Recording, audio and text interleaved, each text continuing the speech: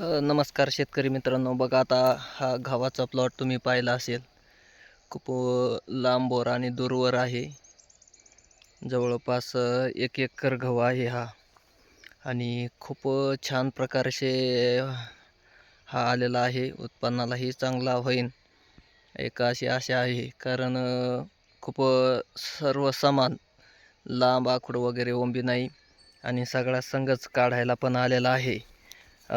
छान प्रकारे गहू आमच्या रानामध्ये आलेला असल्याने तुम्ही ज्या शेतकऱ्यांना गहू पिकाचं उत्पादन घ्यायचं आहे अशा शेतकऱ्यांनी काय करायचं आहे, मग हा गव्हाचं जे वाण आहे तुम्ही काय करायचं आहे, तुमच्या जमिनीमध्ये काय करू शकतात, तुम्ही लावू शकतात. छान प्रकारे काय झालेला आहे, हा वाण आमच्या रानामध्ये आलेला आहे.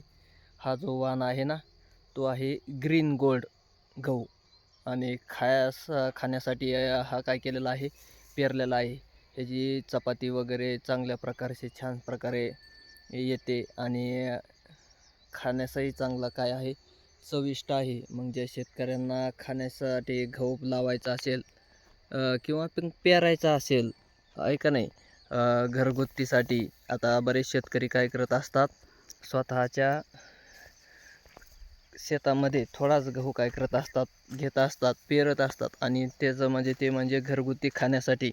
मग चांगला कोणता गहू आहे, बियाणं कोणतं चांगलं आहे, बरेच शेतकऱ्याला काय आहे, चांगल्या बियाणाचा अनुभवही आहे.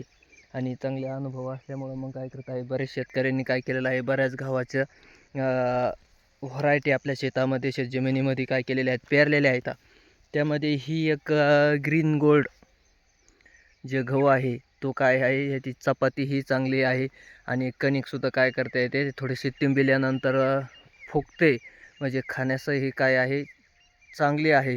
आणि ज्या निबर वगैरे ज्या चपात्या होतात ना, बऱ्याच गव्हाच्या काय झाले जातात, निबर चपात्या होत असतात, पण तसं काही ह्या गव्हाचं दिसून आलेलं नाही. त्यामुळं मग आम्ही आमच्या शेतामध्ये काय केलेलं आहे, ही जी व्हरायटी ही यावर्षी काय केलेली आहे, निवडलेली आहे. पाठीमागच्या यावर्षी आम्ही एक वेगळे पद्धतीची गव्हाची जात पेरली होती, पण त्यामध्ये काय आम्हाला एवढं रिझल्ट वगैरे आणि नंतर खाण्यास पोषक चविष्ट वगैरे काही गहू वाटले नाही. त्या हिशोबाने मग आम्ही परत यावर्षी काय केलेलं आहे, परत व्हरायटी बदलून दुसऱ्या कंपनीचा गहू आम्ही काय केलेला आहे, पेरलेला आहे. तुम्ही जे ऐकलेलं असेल कधी, तुम्ही काही बऱ्याच शेतकऱ्यांनी काय केलेलं असेल, पेरलेला हे असेल, ह्याचा अनुभवही घेतलेला असेल. त्यामुळं मग यावर्षी ग्रीन गोल्ड गहू हा आहे. बघा कसा आहे, छानसा आहे आणि सर्व दूरवर सारखाच दिसतो, लांब आखूड वगैरे नाही, एकसारखा भरलेला आहे, एक समानच आहे. आणि त्यामुळं मग बऱ्याच शेतकऱ्यांची गहू पेरण्यासाठी काही दुविधावस्था होत असते. काय होत असते की आता यावर्षी गहू पेरायचा, पाठीमागच्या वर्षी पेरला होता, पण तो थोडासा खायला वगैरे व्यवस्थित नव्हता, चविष्ट नव्हता, चपात्या वगैरे व्यवस्थित येत नव्हत्या. त्यामुळं मग काय करायचं आहे, यंदा थोडंसं गहू बदलून पेरायचं आहे. मग बरेच शेतकरी विचारणा करत असतात दुकानदाराला, ज्याच्याकडून खरेदी करतात ते, आणि मग त्यांच्याकडे जे स्टॉक असतो तो काय करत आहे, तर की हा जा घेऊन, हा चांगली आहे, खाण्यालायक आहे, चपात्या वगैरे असं करतात, सांगतात. आणि मग शेतकऱ्यांना काय केले जातात, ते बियाणं दिलं जातं. पण प्रत्यक्षात हा ग्रीन गोल्ड गहू आहे आणि आमचा स्वतःचा अनुभव असल्याने पेराही चांगला आला. यावर्षी गहू पेरल्यामुळं सगळं सामानच आलेलं आहे, उत्पादनही भरघोस होणार आहे.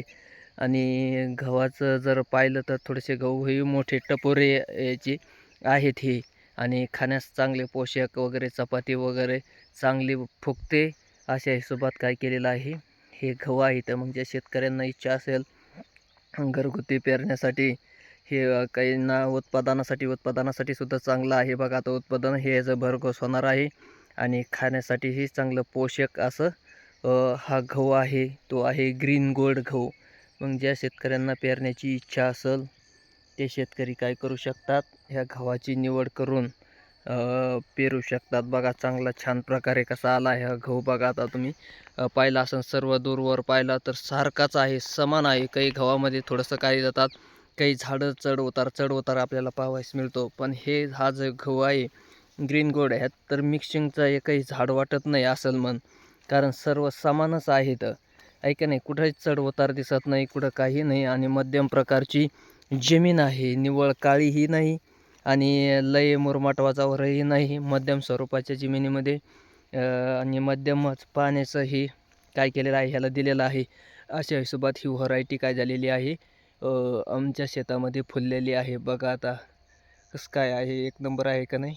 ओके, धन्यवाद.